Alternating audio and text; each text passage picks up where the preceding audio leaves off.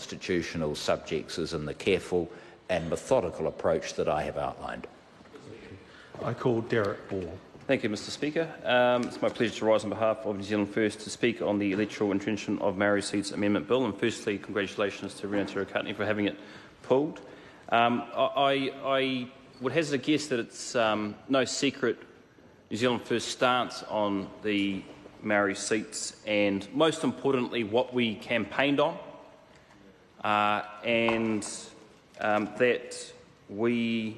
what we campaigned on was a referendum for this issue.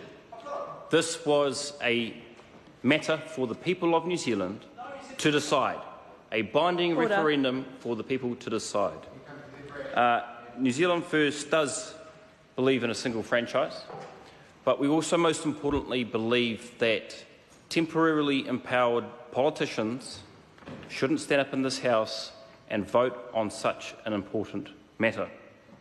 That campaign was 12 months ago, and our stance and our policy has not changed.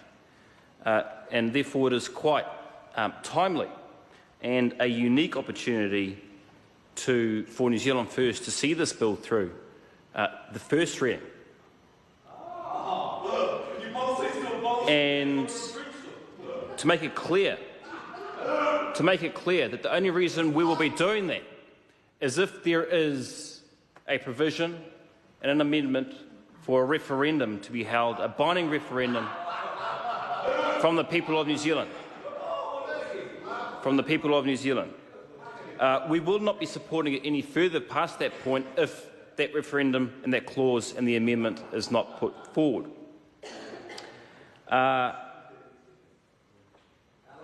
We must make it clear, or I must make it clear on behalf of the party, Madam Speaker, that New Zealand First does not support the outright entrenchments of the Māori seats, especially when it's been voted on in this House. We believe that we need the people of New Zealand to decide with a thorough, robust and informed debate. The fact is that the Constitution of Parliament affects everybody, and therefore everybody should get the ability to decide, just like we did with MMP. Just like we did with MMP. Usually, Madam Speaker, members' bills give the opportunity for backbenchers to put forward a bill that they are passionate about and that they put forward their ideas on how things should change in this country. And usually we do get to vote in two ways in this House, either individually through conscience votes or via the party, in most ways through the party vote. But this bill includes such a topic that is different, it is unique and it is vitally important that we don't leave the decision to temporarily empowered politicians standing in this House, but we put that question forward to the people of this country. I think an important question that both the Labour and the Green Party need to think about is that if this issue around the Māori seats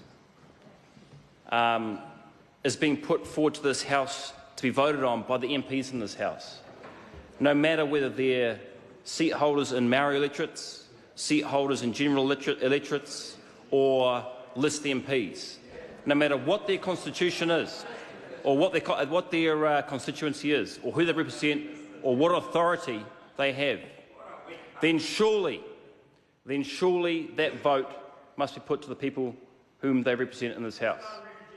There is no argument about that. There is no argument about that. Madam Speaker, New Zealand First will be seeking an agreement for the SOP to be tabled that will give that vote to the people through the next stage. We would not be supporting the bill further past that stage if that agreement is not made. This shouldn't be taken lightly, Madam Speaker, and New Zealand First will support if and only if that referendum and that question is put to the people of this country. Mr Tirakatni can still fulfil the intent of his bill if the people of this country decide. New Zealand First will be supporting this legislation through this first stage, Madam, but only if that referendum occurs. Thank you. I call Mark Mitchell. Well, Madam Speaker,